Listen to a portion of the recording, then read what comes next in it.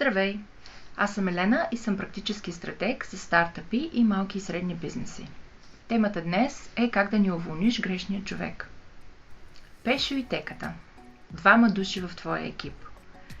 Пешо е опитен, знае всичко, ама търка хората. Казва истината в лицето, не се притеснява от конфликти. Теката – усмихнат, услужлив, всички го обичат, ама като погледнеш числата, нищо не се случва. Кого уволняваш? Ако каза Пешо, спри видеото и го гледай пак, защото има голям шанс да направиш грешка. Грешката е, че гледаме поведението, а не резултата и контекста.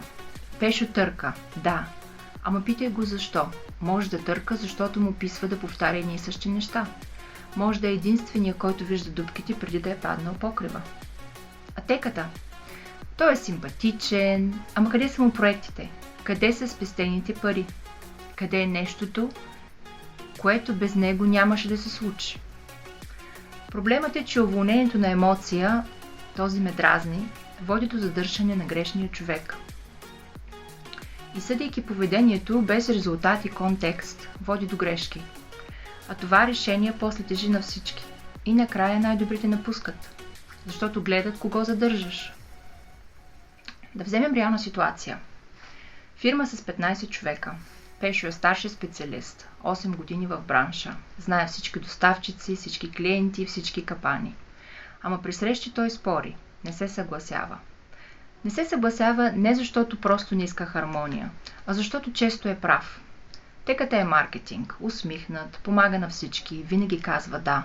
Ама кампаниите му не носят клиенти от 6 месеца. Кой е по-малко полезен за фирмата? Отговорът всъщност е нееднозначен, ама повечето шефове уволняват Пешо, защото Пешо нарушава хармонията, а Теката запазва спокойствието. И после 3 месеца след уволнението на Пешо, нещата започват да се разпадат, защото никой не знае какво е знаел Пешо. Теката продължава да се усмихва, ама резултат пак няма. Какво правиш, ако си в тази ситуация? И тук идва въпросът. Как изобщо допуснахме Теката да остане 6 месеца без резултат? А отговорът е, защото беше приятен, защото не създаваше проблеми.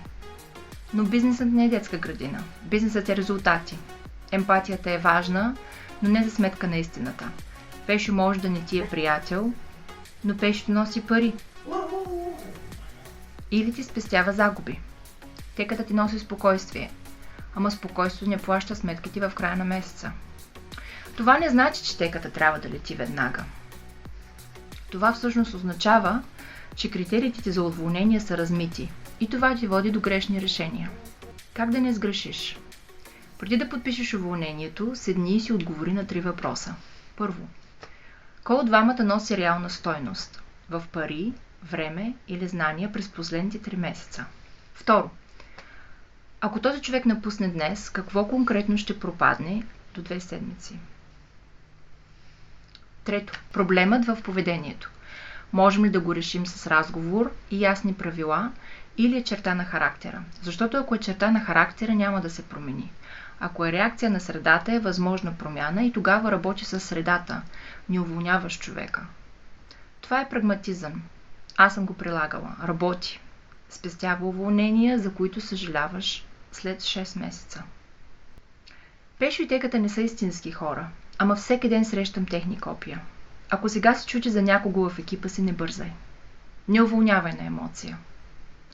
Не уволнявай, защото този действа на нервите. Първо се отговори на 3 въпроса. Ако искаш да ги разгледаме заедно, линк в описанието.